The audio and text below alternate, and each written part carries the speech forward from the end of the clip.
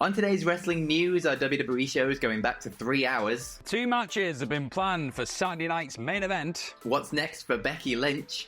And we've got some backstage news on the whole Jon Moxley title win thing. Are you ready? Are you ready for the news times? My name is Phil James and I'm joined by Gareth Morgan to talk all things wrestling news. But first up, from the Wrestling Observer newsletter and of course Dave Meltzer himself, we've got a bit of news on the kind of runtime for WWE shows going forwards. Well, I say news, we've got an update on nothing.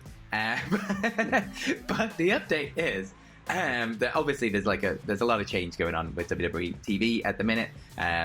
The Raw is going to Netflix in January from USA. SmackDown has moved from Fox to USA, and NXT has moved to the CW. So it's all kind of a little bit all over the place. But when things settle down in January, when things sort of get into what will be their homes for the next 5 years, there's a lot of speculation about what the actual runtimes are going to be. So the latest from Dave Meltzer on this is that the Netflix deal doesn't necessarily have a set runtime. It's Netflix. They don't have the same kind of TV timings that they have to hit. The ad breaks and hard get outs for other shows going on afterwards. So you get a lot more flexibility in terms of what you do over there. I, for one, am fully up for this because I'm very excited to see what they can do with the format of a show when they don't have to hit all of those little TV times things. Things can start to feel a little bit formulaic when, an ad break's coming and that part, they do a dive and then it's the ad break and that kind of thing where they just kind of get settled into a formula of what the show is. They don't need any of that for Netflix. They can move about the ad breaks to different times if they're going to have ads within the show, which is also heavily rumored. They don't have hard get-outs and things. The show can be as long as it needs to be. So I'm very excited to that. But in terms of the SmackDown thing, USA, this comes from Meltzer, that USA gets its highest ratings from wrestling, which may lead to a desire for a third hour of SmackDown. Now, WWE officials favour the 3 hours, obviously, because they get more money if they get a third hour. But the actual deal that's in place at the minute is still kind of in talks. So whereas they've set these deals and the places the shows are going to be where they're going to be, the actual length of the time is still up for debate and up for discussion. So we're going to have to wait and see whether SmackDown will end up being 3 hours basically. Yeah, I, for one, would not like to see it go to 3 hours. Not because I don't think SmackDown's great. I enjoy the 2-hour show right now. I think it moves along with good pace. There's some good stories being told. The wrestling's really good. The actual content, and this is just as a wrestling fan in general, the content across the board, AEW, WWE, whatever it is, if you're watching that consistently, New Japan, wherever it is, it's all really good. There's just a lot of it, and if you get that extra hour on SmackDown and then Netflix kind of, some weeks it goes to 3, some weeks it's 2, whatever it is, it can be a lot of things to try and keep up with, and then you got a pay-per-view as well, and it's a lot. Yeah. It's a lot of good stuff that obviously, we're very privileged to be in this position to talk about it every single week, and it's great, but then you do get to a point where you're I'm trying to retain a lot of information here, and I want to give everything as much focus and investment as I can, but if there's not much stuff going on, but WWE don't care about that, and USA don't care about that. They care about the money, and the money side of it would be that, if you get that extra hour, it's probably more money for everyone. It's more eyes for everyone. And if the ratings are strong for USA for SmackDown, then they're going to be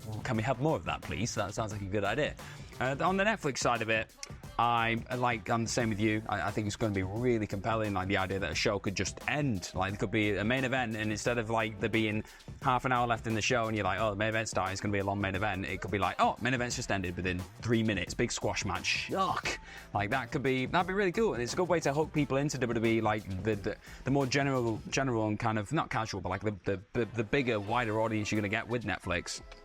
It's a good way to hook people because they're going to be what? So anything can happen in wrestling? It's yes, it can. Tune in next week. It's I think it's a good strategy going forward if they do that. So I'm intrigued to see what it's going to be like. It's going to be great having all your wrestling on Netflix now going forward. So that's going to be an excuse to kind of fire up the old Netflix membership that I just cancelled. So that's I don't think these things through, Phil, do I? But yeah, speaking of all the WWE shows that are going down right now, we've got another one we've got a return of one that's happening quite soon because Saturday night's main event is going to be coming back, and in the latest issue of the Wrestling Observer newsletter, Dave Meltzer had a bit of an update on 2 potential matches that will be going down on that card. That is going to be going down on December 14th at the Nassau Coliseum in Long Island, New York, and that's going to be on NBC when that goes down. But see, these 2 matches are Cody Rhodes versus Kevin Owens and Gunther versus Damian Priest. So you'd like to think that the belts are going to be on the line in both of these. I don't think Meltzer specifically says that. He says, right now it appears the Saturday night's main event on the 12th of December, the 14th of December, we'll have Rhodes versus Owens and Gunther versus Priest, but we were told both are currently slated but not etched in stone. So that's the full quote there. Both of those matches should be great. We've seen them before, but obviously things have changed a little bit since the last time we saw them. Like, hopefully there's no Judgment Day involvement in the Gunther-Priest match. Priest is obviously now fighting as the challenger, Gunther's the champion. And then the Cody Rhodes, Kevin Owens stuff has just heated up nicely over the last couple of weeks, and it now looks like Randy Orton's going to have his match with Kevin Owens at Crown Jewel, and like it's going to be interesting to see how the implications are after that. And obviously we've got Crown Jewel and then Survivor Series before we even get to Saturday night's main event. So there's going to be a lot of storyline developments, you like to think there, and it'll be seriously interesting to see how we get to Saturday night's main event. It's a mouthful. Yeah, it will. I like the kind of stacking this show already with like two big sort of main events going on with it, and two big logical main events as well that like fit in with the storylines. Whereas like Crown Jewel just seems like it kind of gets in the way a little bit. Yeah. So this is like in the sort of more canon and like actual within the storylines. So very excited to see what they do with that. Obviously, like you say, Crown Jewel and then Survivor Series and whatever they do at War Games with the Bloodline and things is still there to get in the way of all of this. But it's interesting to see. I love the Kevin Owens stuff so much. The turn with Cody's been absolutely brilliant. Looking forward to the Randy Orton match as well at Crown Jewel with that. It's all just good stuff from WWE. It's all, good logical storytelling, and I'm a big fan of it. But let us know down in the comments below what you think of these two matches, and also the Netflix deal. What do you want to see? Do you want WWE to end up being 3 hours, or do you want it to stay 2 hours? Let us know down below. But also, just a really quick thing before we come away from the Saturday night's main event stuff. I think Jesse Ventura is expected to make an appearance as well. Just whenever we can put over Mr. Ventura, I love the guy. He's expected to make an appearance. We're not sure if it's going to be a promo, like calling a match, whatever it is, but they want him there for the nostalgia reasons. So yeah, that'll be cool. Even better. But moving over to Becky Lynch, we haven't seen her since May when she lost that cage match, but her contract expired while she was out. She is a free agent, but she's been very quiet since. She's just been having a nice time with her family at home, I assume. But she has come out and sort of mentioned a little bit, or not mentioned, but like teased what could possibly be next. So she has been on X to say, I know it's been a while, but let's catch up on November 17th at the Vulture Festival, where I'll be chatting about my book, my career, and maybe what's next. So she is doing a live panel at this Vulture Festival, and the panel itself is called Becky Lynch Disarm Us. So interested to see what she announces here. Like the promotion for the sort of panel on the event as well is all very much like Becky Lynch talking about sort of her past, her present, and her future. So it's going to be interesting to see what exactly the announcement is, if anything. Obviously, she is a free agent; she can do whatever the hell she wants. But it's completely up in the air. She can literally do anything. She's amazing. So is it going to be in wrestling? Is it going to be heading back to WWE? Obviously, her husband's there, so that's going to be a big draw. As to if she's choosing one over the other with AEW or WWE, but it might be movies. Like, she's got a lot of other fires in the pan. That's not the expression, but whatever. So we'll have to wait and see. But let us know, what do you think Becky Lynch is going to end up doing, or where do you want to see her end up down in the comments? Do you want to see her just set fire to a lot of pans? That's what we want to see. I love what she's done with all this, because obviously there was a lot of talk, a lot of buzz, hype, whatever it is, as she became a free agent, as she left WWE for a little bit, and then it's all died down, and she's been able to really disconnect and just detach herself and just spend that time with the family now, and it's such valuable time. Like, these wrestlers are on the road all the time, especially if you're such a big star like Becky, who they want on every single show they can.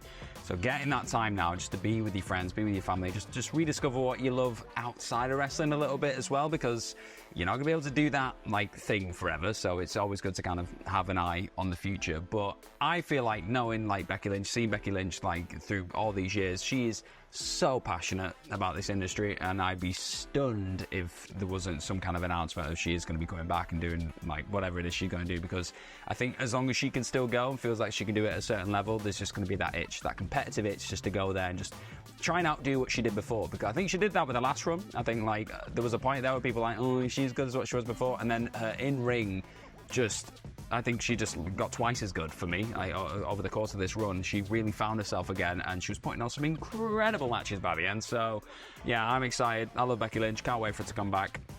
But speaking of people that I can't wait to come back, hopefully, at some point, Bryan Danielson is a person who's very much had a dramatic end to this portion of his career. We don't know if we are going to see him in a ring again at this point, but he got battered, really, didn't he, at Wrestle Dream, which was like a week ago, if time is a thing, because my brain just doesn't like compute it anymore, clearly. So yeah, that was the thing that happened, and a lot of talk coming into Wrestle Dream before Danielson lost to Jon Moxley and lost the AEW World Championship was it seemed like Darby Allin was going to be in that position. Like he won the shot for that belt. I think he was going to be at Grand Slam, but then he lost that against Jon Moxley. It was all a bit like, what's going on here? It seems like a bit of a last-minute change in direction, you could say.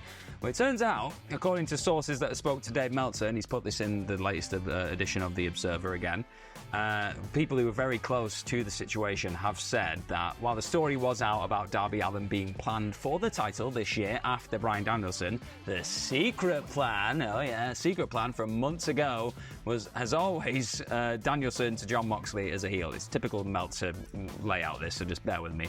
So yeah, the secret plan was always Danielson to Moxley for the belt, and that's as a heel was the plan. And then on top of that, the Swerve Strickland to Danielson and then to Moxley story was planned prior to Moxley winning the IWGP title. So that was before Forbidden Door, around Forbidden Door, that kind of time. So yeah, around there. Apparently, the only people he was supposed to know about this were Tony Khan, Moxley, Danielson, and Darby Allin. Danielson didn't want to even win the title, which, yeah, not much of a shock, because he was saying it in every single interview, like, I don't need the belt, I don't need it. And Tony was like, yeah, you do. Have it. There you go. Have it in Wembley. That'd be cool. And the reason Tony did this is because he felt it was the best possible moment for the biggest possible show they could do that year, which we were there. It kind of was. Yep. Yeah, fair enough. Fair play, Tony. And on top of that, Danielson pretty much chose the date that he wanted to just call it a day, for his full-time career. He said they wanted to do it at the Tacoma date, even though the Tacoma date wasn't locked in stone at that point. It wasn't really 100% confirmed. And then Moxley, the belt going to Moxley as a heel was the idea, and apparently then Moxley, the new Moxley version of the Blackpool Combat Club, words, was Moxley's idea. So that's very much, I think a lot of people have felt that watching the TV recently. It's like, yes, this feels like it's got Moxley's fingerprints all over it. Yep. Whether you love it, whether you're a bit indifferent, whether you just don't know what the hell's going on, it feels very much like a Moxley-driven thing. And it'll be really interesting now just to see what happens going forward with that story. But in terms of what was going on behind the scenes, this looks like it shed a bit of light on it, if you fully believe everything that we're hearing. Yeah, I think it was this time last week when you left me on my own, bloody hell, I was reporting on I turned this. 30, man. Yeah, God whatever.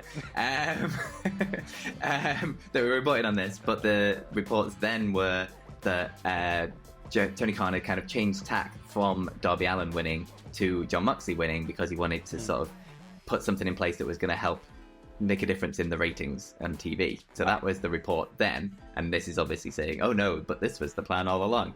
So, I mean, where the truth lies, who the hell knows, but which one you believe, whether this is just them trying to get through Meltzer to go against oh no, we changed plans due to the ratings or whatever, that this was the plan all along. Who the hell knows? The truth is out there somewhere, but we might never find out because it's wrestling. This is how wrestling works.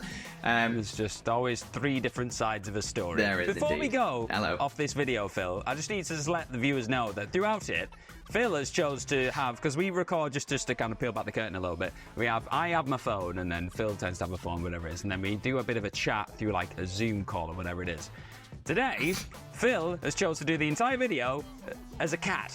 I don't know how he's done it, but he's got an animation where he's a talking cat. So I've been speaking to a ginger talking cat all the way through this video. And if you wonder why I started laughing at the start, it's because I looked down and this thing was just this demonic smile.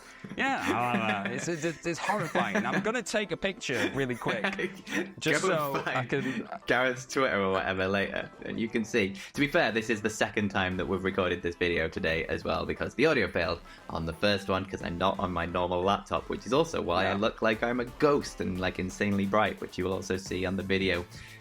He's got a lovely complexion. Smile for me. Smile for the picture. Right. There he is. There you go. Oh, terrifying. But yeah, the ending videos, that's what we do.